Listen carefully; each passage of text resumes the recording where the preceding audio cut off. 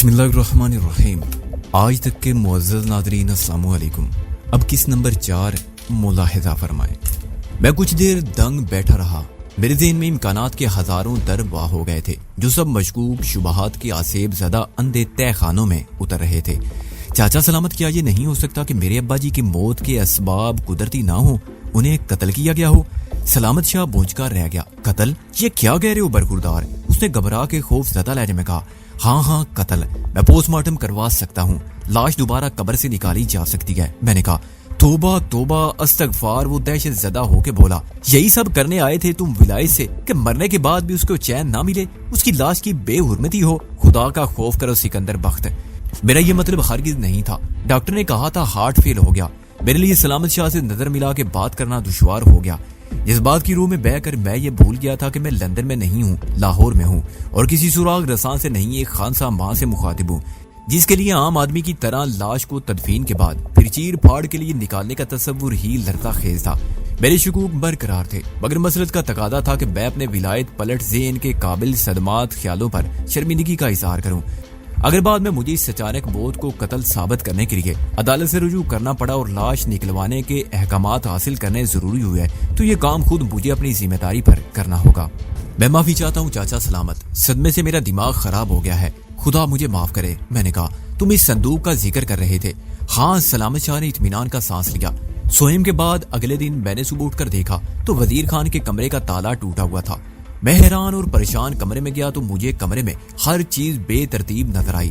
संदूक का ताला भी टूटा हुआ था और तमाम सामान बिखरा पड़ा नजर आ रहा था। पुरानी तस्वीरें थी।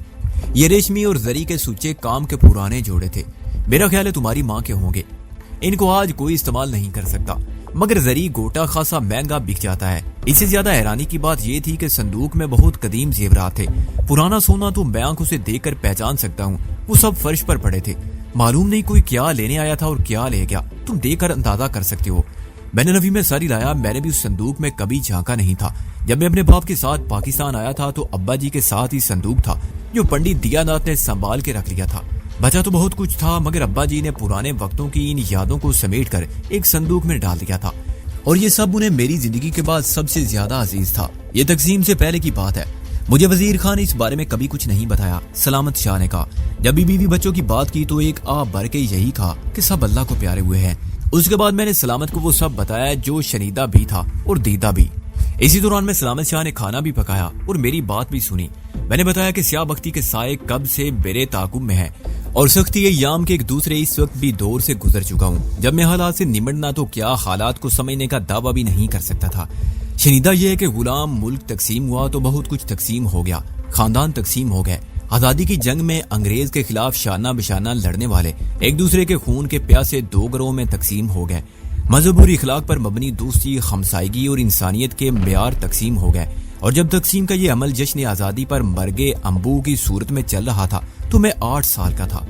मेरी यादाश्त में बीरट छावनी का वो घर मौजूद है जहाँ मैं अपने वालिदैन और बहन भाइयों के साथ मुकीम था। शनीदा ये भी है कि एक रात बलवाइयों ने उस कट्टर मुस्लिम लीगी यानी मेरे वालिद का खाना खराब करने का फैसला किया, जो मसलत के तकादों को मद्देनजर रखने का मशवरा देने पर बरहम हो जाता था और जान देने पर तैयार था, मगर मुस्लिम लीग का झंडा उतारने पर तैयार ना था। मैं अपने गैर मुस्लिम दोस्त के घर में रेडियो के सामने बैठा था। रेडियो उन दिनों बहुत कामयाब था और साइंस की ये इनकलाब आफरीन एजाज सिर्फ अमीरों तक महदूद थी, जिनमें से सैकड़ों हजारों मील दूर के इंसानों के हंसने बोलने और गाने बजाने की और कोयल की कूक से बादलों की गर्ज तक हर आवाज बरामद होती थी। मेरी नाकस अकल के मुताबिक रेडियो की जबान यानी लाउड स्पीकर इस एतबार से तख्लीक का बेहतर कारनामा था कि आदमी की जबान कभी रूसी, कभी लातीनी, अंग्रेजी नहीं बोल सकती थी, साज नहीं बजा सकती थी और हर जानवर की, हर मशीन की आवाज नहीं निकाल सकती थी, वगैरह वगैरह। उस वक्त मैं ये नहीं समझ सकता था कि सबसे बरतर वो अकले सलीम है जो तख्लीक के वक्त इंसान को अता की गई।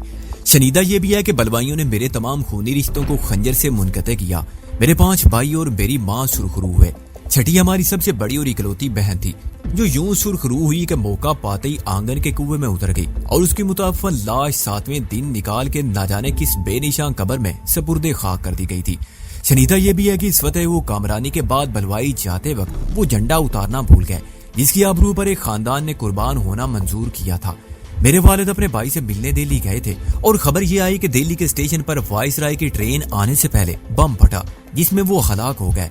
اور شنیدہ یہ بھی ہے کہ اس قتل و غارت گری کو میرے دوست کے غیر مسلم باپ نے بچشمے تر دیکھا اور گھر پہنچتے ہی مجھے اس کمرے میں سلا دیا گیا جہاں میرا دوست موہن اور اس کی بہن موہنی سوتے تھے۔ میں اماں کے خوف سے واپس جانا چاہتا تھا مگر انہوں نے کہا کہ ہم بات کر آئے ہیں اور رشوت کے طور پر وہ ریڈیو اٹھا کے اس کمرے میں رکھ دیا جہاں مجھے سونا تھا۔ ظاہر اس کے بعد اماں کی جھڑکیوں کا خوف دل سے نکل گیا اور رات بھر اسی تلسمی ڈبے کے کان بروڑ کے ہر طرح کی آوازیں نکالنے کا شوق غالب آ گیا۔ میں اور موہن متعجب تھے کہ کیا دنیا میں رات بھر لوگ نہیں سوتے ہیں کیا، کیونکہ ہم نے جب بھی سوئی کو گھمایا کہیں نہ کہیں سے موسیقی خیز ناقابل فہم باتوں یا دلکش موسیقی کی آواز آنے لگی۔ مجھ پر موہن کے باپ پنڈت دیا ناتھ کا پہلا احسان یہ ہے کہ اس نے مجھے اپنے خاندان کے تمام افراد کی سربریدہ خون آلود اور مسخ شدہ لاشوں کا دل دو نظارہ نہیں کرنے دیا، ورنہ یہ بتانا مشکل ہے کہ اس بھیانک منظر کا نقش میرے ذہن پر اور بعد میں میری شخصیت پر کیا منفی اثرات مرتب کرتا۔ اس نے 3 دن مجھے اپنے گھر میں مقید رکھا۔ دوسرے دن ریڈیو کی رشوت نہیں چل سکتی تھی، چنانچہ انہوں نے طاقت استعمال کی۔ میں نے موہن کی ماں جسے میں چاچی کہتا تھا یہ بیان مسترد کر دیا تھا کہ میرے گھر والے مجھے چھوڑ کر دلی چلے گئے ہیں اور یہ کہہ گئے ہیں کہ کبیر کو بعد میں بھیج دینا۔ جب میں نے گلا پھاڑ کر رونا شروع کیا تو چاچا دیا ناتھ نے میرے ایک چانٹا لگایا۔ میری آواز فوراً بند ہو گئی۔ وہ بڑے دبنگ قسم کے آدمی تھے، 6 فٹ قد، کثرتی بدن، لمبی لمبی مونچھیں، پولیس میں حوالدار تھے، اس لیے ان سے میں بہت ڈرتا تھا۔ اب اگر آواز بھی نکلی تو ہتھکڑی لگا کے حوالات میں بند کر دوں گا، انہوں نے گرج کر کہا۔ میری سٹی گم ہو گئی اور میں نے موہن اور موہنی کے ساتھ اور اس ریڈیو کے ساتھ 3 دن ایک کمرے میں گزارنے کو ترجیح دی۔ پنڈت دیا ناتھ بڑے میئر آف فیکٹ قسم کے انسان تھے۔ وہ سمجھتے تھے کہ جھوٹ زیادہ دن نہیں چلے گا اور خود ان کے لیے بھی مجھے چھپا کے رکھنا مشکل سے مشکل تر ہوتا جائے گا۔ تیسرے دن جب میں حالات سے عارضی سمجھوتا کیے خاصا مطمئن اور خوش تھا، انہوں نے مجھے اپنے پاس بٹھا کے بہت سی باتیں سمجھائی۔ مثلا یہ کہ میرے گھر والے دہلی کیوں گئے ہیں یا ان کے بہت سے دشمن پیدا ہو گئے تھے۔ انہوں نے کہا اگر وہ یہاں رہتے تو مارے جاتے۔ اس روز شام کے وقت وہ مجھے گھر کا مکفل دروازہ دکھا کے بھی لائے جہاں کچھ بھی نہیں تھا۔ دہلی میں میرے چچا کا گھر ہے۔ میں نے کہا ابا وہیں گئے ہیں؟ اچھا، انہوں نے خوش ہو کر کہا پھر تو کوئی مسئلہ نہیں رہا، پتہ معلوم ہے تمہیں؟ جی، میں نے کہا۔ تانگے میں بیٹھ کے جاتے ہیں، ان کے گھر کے سامنے انگریز کی دکان ہے، ہر وقت رنگ برنگے کپڑے سوکھتے رہتے ہیں اور ان کے گھر کا دروازہ نیلا ہے، اوپر کبوتروں کی چھتری ہے۔ موہن جو عمر میں ہم سے بڑا تھا ہنستے ہنستے لبے خال ہو گیا، موہنی احمقوں کی طرح دیکھتی رہی۔ چاچا دیا ناتھ نے کہا نام کیا ہے اس محلے کا یا سڑک کا، گلی کا اور مکان کا نمبر؟ ظاہر یہ سب مجھے پتا یا یاد ہوتا تو میں ایسا اوٹ پٹانگ پتا کیوں بتاتا۔ اچھا اب یوں کرتے ہیں، چاچا دیا ناتھ نے سوچتے ہوئے کہا، تمہیں موہن کے ماما کے گھر بھیج دیتے ہیں، وہ بہت قابل ہیں اور تمہارے چچا کا مکان تلاش کر لیں گے، وہ بھی دلی میں رہتے ہیں، جاؤ گے نا؟ میں اکیلا نہیں جاؤں گا، میں نے اعلان کیا۔ موہن اور موہنی بھی میرے ساتھ جائیں گے اور یہ ریڈیو بھی۔ میں نے صورتحال سے پورا فائدہ اٹھانے کی کوشش کی۔ معلوم نہیں اس رات میاں بیوی کے درمیان کانفرنس کب تک جاری رہی، لیکن صبح ہوئی تو مجھے بتایا گیا کہ میری سب شرائط انہیں منظور ہیں، لیکن ان کی بھی ایک شرط ہے، جب تک میرے چچا کا پتہ نہیں چلے گا میں کسی کو اپنے گھر والوں کے بارے میں کچھ نہیں بتاؤں گا، نہ یہ کہ میرے ابا کا نام کیا ہے اور چچا کون ہے۔ بھائی بہنوں کے نام بھی کسی کو معلوم ہوئے تو وہ جو میرے گھر والوں کے دشمن ہیں فوراً پہنچ جائیں گے، اور وہ بہت بے رحم لوگ ہیں، آدمی کو مشین میں ڈال کر کیما نکالتے ہیں اور ڈبے میں بند کر دیتے ہیں، پھر وہ ڈبے ادھر ادھر بک جاتے ہیں اور کھانے والے بکرے کے گوشت کا کیما سمجھ کر کھا جاتے ہیں۔ چچا دیا ناتھ نے واضح کیا۔ میں ہل کر رہ گیا اور پورا 1 سال دہلی میں موہن کے ماما کے گھر میں رہا، جو دہلی میں نہیں راستے کے ایک چھوٹے سے قصبے مراد نگر میں تھا اور ایک آرڈیننس فیکٹری کی وجہ سے مشہور تھا۔ پوری آبادی سرکاری ملازمین کی تھی، چنانچہ فتنہ و فساد سے محفوظ الگ تھلگ جگہ تھی۔ یہ باتیں میری سمجھ میں بہت بعد میں آئیں کہ میری جان بچانے کے لیے اس پورے خاندان کی مشترکہ کوشش تھی جو بڑی ہی زبردست تھی۔ موہن اور موہنی کے والدین نے سال بھر کے لیے بچوں سے دوری قبول کی، خطرات مول لیے، میری ہر ضد پوری کی، مثلا ریڈیو ساتھ لے جانے کی جو انہوں نے بڑی مشکل سے خریدا تھا۔ دونوں بچوں کے ساتھ ریڈیو کے چلے جانے سے خود ان کا گھر سنسان ہوا، مگر انہوں نے اپنے مقصد کو عزیز تر جانا اور کامیاب رہے۔ موہن کی ماما جی نے سال بھر تک مجھے بہلانا جاری رکھا اور روز نت نئے بہانوں سے میرے چچا اور ابا کی تلاش میں ناکامی کا اعتراف کرتے رہے، لیکن مجھے امید بھی دلاتے رہے کہ سب ٹھیک ہو جائے گا۔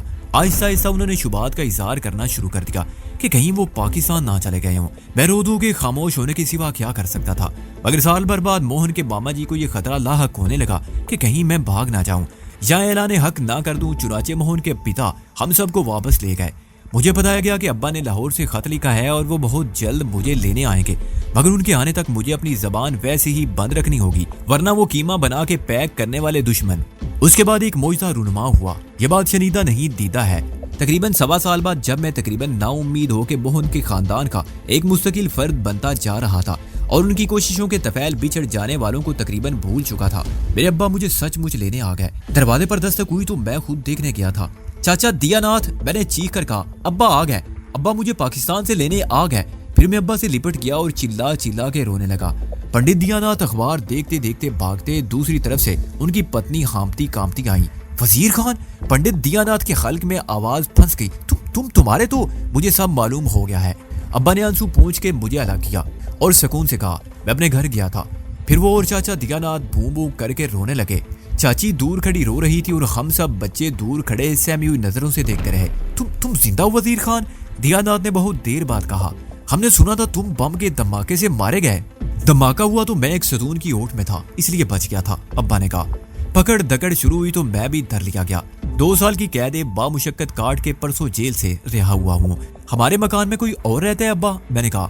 پنڈت دیا ناتھ نے چونک کر مجھے دیکھا۔ ان کا خیال تھا میں حالات سے بالکل بے خبر ہوں، مگر میں اپنی عمر کے بچوں سے کچھ زیادہ ہی ہوشیار تھا۔ میں نے موہن اور اس کی بہن مونی سے بہت کچھ پوچھ لیا تھا۔ انہوں نے جو کچھ چوری چھپے اور کسی سے نہ کہنے کے وعدے پر اپنی ماں سے سنا تھا مجھے بتا دیا تھا۔ چنانچہ میں نے بہت سے حقائق کو تسلیم کر لیا تھا، مثلاً یہ کہ ہندو مسلم فسادات جس میں میرے ابا کے سوا سب مارے گئے تھے کیوں ہوئے تھے۔ میرے ابا کے بارے میں موہن اور موہنی کا خیال تھا کہ وہ واقعی پاکستان چلے گئے تھے، اس لیے بچ گئے ہوں گے اور کسی نہ کسی دن ضرور واپس آئیں گے، لیکن اس وقت تک مجھے چھپ کر رہنا ہوگا کیونکہ میں مسلمان ہوں۔ کسی بدمعاش ہندو کو معلوم ہو گیا تو مجھے بھی مار ڈالے گا اور ایک مسلمان کو چھپانے کے جرم میں چاچا دیا ناتھ کو بھی مار ڈالے گا۔ اس زمانے میں میرا نام میرے بہت کام آیا۔ کبیر کو اکثر لوگ کبیر داس سمجھتے تھے اور بعد میں مجھ میں اتنی عقل آ گئی تھی کہ کوئی پوچھ بیٹھتا تھا تو میں اپنا یہی نام بتاتا تھا۔ تم نے اپنی ماں اور اپنے بہن بھائیوں کے بارے میں نہیں پوچھا کبیر؟ چاچا دیا ناتھ نے مجھے غور سے دیکھ کر کہا۔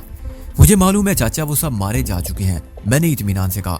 ایک بار پھر ابا کا حوصلہ جواب دینے لگا اور پنڈت دیا ناتھ مجھے گلے لگا لگا کر رونے لگا۔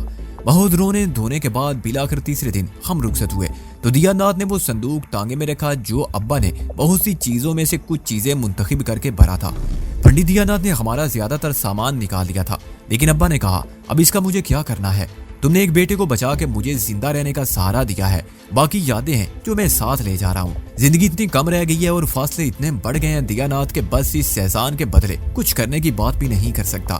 اور آج بھی وہ وقت میری نظر میں تصویر کی طرح موجود ہے جب تانگا روانہ ہوا تھا اور میرا ماضی ان صورتوں کی طرح مجھ سے دور ہوتے ہوتے کھو گیا تھا جو دروازے میں اشکبار تھی۔ اس وقت تک حالات بہت حد تک معمول پر آ گئے۔ مذہب کے مقدس نام پر انسانیت کا لہو بہانے والے درندے جو سڑکوں پر دن دناتے پھرتے تھے اب چھپ چھپا کر اکا دکا واردات کر رہے تھے۔ کشیدگی برقرار تھی مگر قتل و غار تگری کا پورا اشوب دور گزر چکا تھا۔ چنانچہ ہم بخیر و عافیت لاہور پہنچے تو 1 سال پریشانیوں کی نظر ہو گیا۔ پنڈت دیا ناتھ نے اپنے طور پر مجھے انگریزی، حساب، اردو وغیرہ پڑھا کے اس قابل کر دیا تھا کہ میں نے 2 سال بعد میٹرک کا امتحان پاس کر لیا۔ مشن اسکول کے بعد ابا نے مجھے لارنس کالج گھوڑا گلی بھیجا اور وہاں سے فارغ ہوا تو میں ولایت چلا گیا۔ تمہارا باپ بڑا صابر آدمی تھا، سلامت شاہ نے خاموشی کے طویل وقفے کے بعد کہا۔ کہتا تھا پاکستان قربانی مانگتا تھا، میں نے اپنا سب کچھ قربان کر دیا، اب رونا کس بات کا؟ اس کی جگہ کوئی اور ہوتا تو یہ صدمہ اسے پاگل کر دیتا، مگر اس نے جتنے حوصلے سے حالات کا مقابلہ کیا اور جیسے تمہیں اعلیٰ ڈگری دلوائی یہ اسی کا دم تھا۔ جو بات میری سمجھ میں نہیں آتی برخوردار یہ ہے کہ تم کو اس نے ہمیشہ دور کیوں رکھا؟ ایک بیٹا تو آنکھوں کا نور ہوتا ہے، تعلیم کیا لاہور کے کالج میں پوری نہیں ہو سکتی تھی؟ وہ میرا خیال ہے ابا کو کچھ شوق تھا جنون کی حد تک کہ تعلیم کا معیار اعلیٰ ہو۔ میں نے وضاحت کرنی چاہیے تو اپنے لاہور کا یہ گورنمنٹ کالج کیا کم ہے جدھر علامہ اقبال صاحب نے پڑھا اور بڑے بڑے لوگوں نے پڑھا اور ایف سی کالج ہے، انجینئر لوگ یہاں بھی بن رہے ہیں۔ اصل صورتحال خود مجھ پر اس وقت عیاں ہوئی تھی جب کبھی افسوس ملنے کے سوا میں کچھ بھی نہیں کر سکتا تھا۔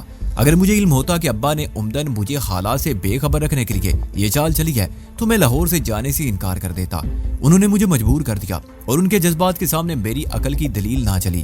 انہوں نے کہا اعلیٰ تعلیم انسان کو بناتی ہے اور میں نہیں سمجھتا کہ یہ مقصد یہاں رہ کے حاصل ہو سکتا ہے، اس لیے میری خواہش ہے اور میرا حکم ہے کہ جاؤ۔ میں نے ان کی بات مان لی۔ انہوں نے کہا کل کی فکر مت کرو، ابھی میں زندہ ہوں اور خدا کا دیا سب کچھ ہے۔ میں نے یہ بات بھی مان لی۔ انہوں نے کہا سب خیریت ہے۔ میں نے یہ بات بھی مانی۔ انہوں نے کہا صحت اور کاروبار دونوں اچھے ہیں الحمدللہ، اور میں نے یہ بات بھی مانی۔ وہ تنہا تنہا اپنے خیالات کی مجبوریوں سے اور اپنے دشمنوں سے نبرد آزما رہے اور مجھے اس جنگ کی پریشانیوں سے بھی دور رکھا۔ آخر کیوں؟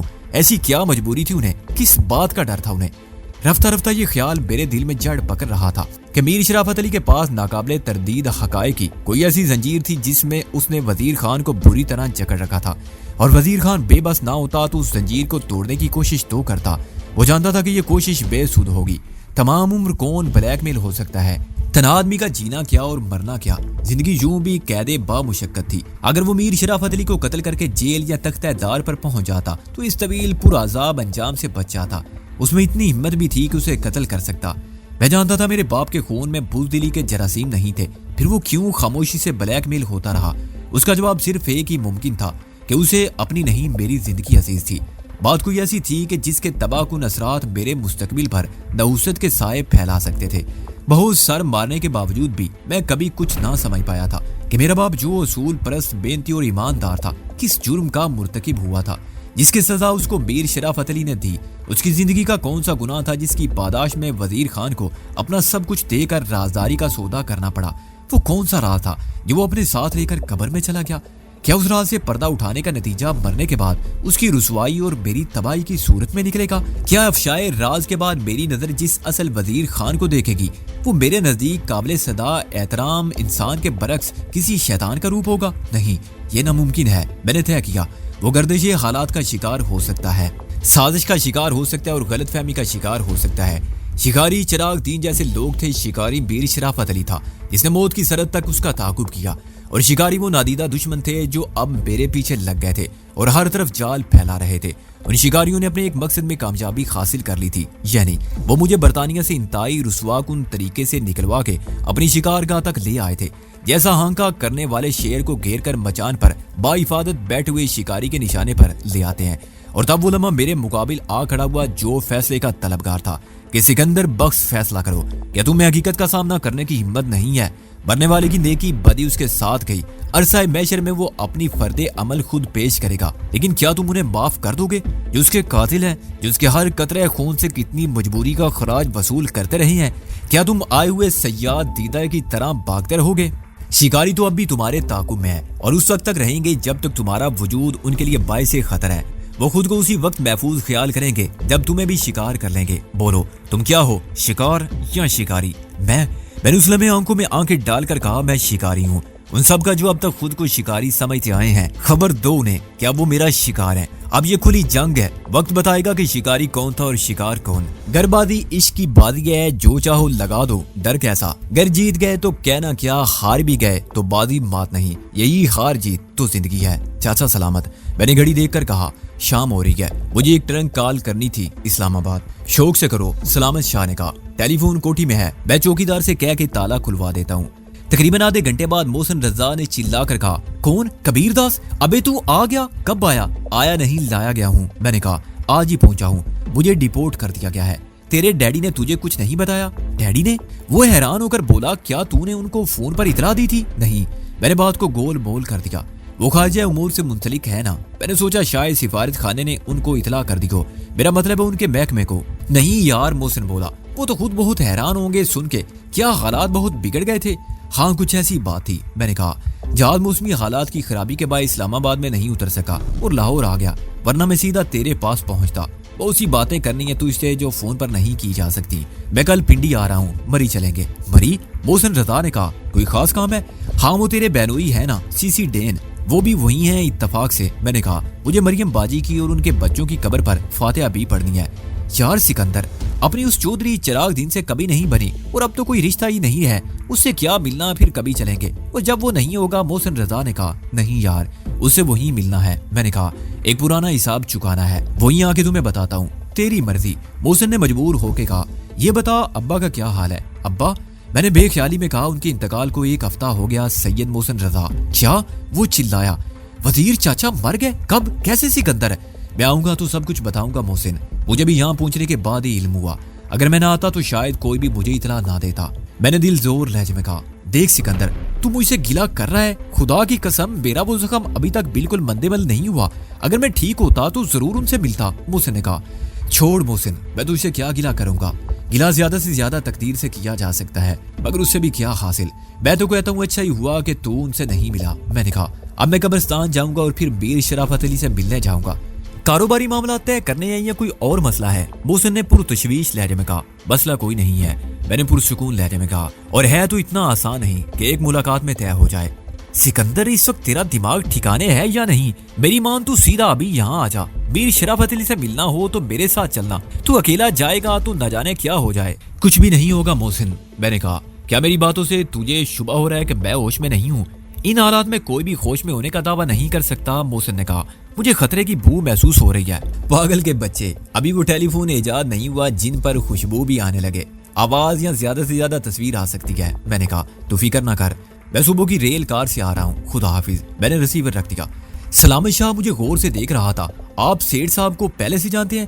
برخوردار اور تم سے اچانک آپ پر آ جانا اس کے رویے کی نمایاں تبدیلی تھی۔ ہاں بس ایسے ہی۔ اب تم میرے ساتھ قبرستان چلو گے سلامت چاچا، وہاں سے میں چلا جاؤں گا میر شرافت علی سے ملنے۔ یہ میر شرافت علی کون ہے؟ تمہارے ابا کو کوئی دوست؟ سلامت شاہ نے کہا۔ دوست؟ میں نے کہا یہ لفظ تو بہت بدنام ہو گیا ہے سلامت چاچا۔